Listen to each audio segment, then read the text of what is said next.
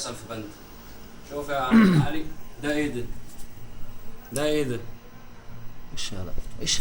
يا الله حسبي الله فار، ونعم حاطين الوكيل. فاره. شفت الافتراء؟ ادي البتنجان بتاعهم. بالله يوضح يوضح يوضح عشان الناس تشوف. اه اه فاره. اه حرام ده ولا حلال؟ في شرع مين ده؟ وضح بالله يوضح، لان ترى يا أخي هم, أمسك هم إيه يا أخي، حرام الكلاب عليك يا الكلاب أخي. الكلاب ضاغطينه عشان الناس ما تشوف. حسبي الله ونعم الوكيل فيهم. ده ديله، هو ديله دقيقة دقيقة دقيقة دقيقة بالله ديله اصبر يا اصبر. اخي يا اخي. الله أهو. لا يوفقهم. البنت اكلت منه ولا ما اكلت منه؟ ما لحقت العلز، انسرعوا جوا الحريم يا اخي. يا اخي حسبي الله ونعم الوكيل. شوفوا يا اخوان، اسحب الكيس يا احمد، اسحبه. شوفوا هذا فار. اه اسحب الكيس من الطرف عشان الديل حقه يبين. اسحبه من هنا من هنا من هنا. ايوه اسحبه.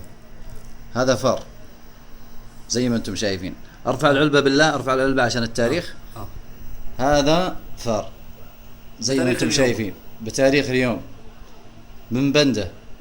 رحت انا واحمد على اساس عازمني عنده في البيت انا وعيالي، وراح اشترى بتاريخ كم يا احمد؟ التاريخ مسجل على الستيكر. دقيقة. تاريخ 4/5/2015 2015 18/5. ماشي. تاريخ الانتهاء بعد صلاة العشاء. بعد صلاة العشاء ماخذين فار وحاطينه في المحشي. حسبي الله عليهم ونعم الوكيل. ولكن الحمد لله الان نحن اتصلنا على الامانة، استيكراتهم اهي، والامانة جاية. وبرضه اخذ جبنة. فين الجبنة اللي اشتريتها؟ اهي. نعم كله. ما هو ده كله من بنده. مش الكرسه ان كله من بنده. اشوف الكيس. ده الكرسه، ده الكرسه. هذا يا اخوان يمكن الفار كذا واضح. دقيقة بالله الكيس كذا الفار زي ما انتم شايفين يا اخي فار اهو، فار. بقول لك بنده بنده بنده بنده. الله حسبي الله عليهم. شفت شعره؟ حسبي شعره الله طلع في عليهم. الكيس اهو. شعره في الكيس اهو. حسبي شعره الله في عليهم. الكيس اهو.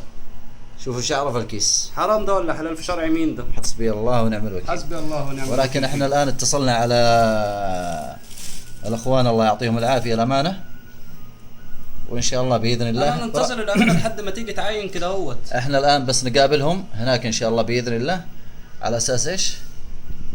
نخليهم يشوفون المصيبه هذه. شوف الذيل، لاحظ الذيل يا اخوان.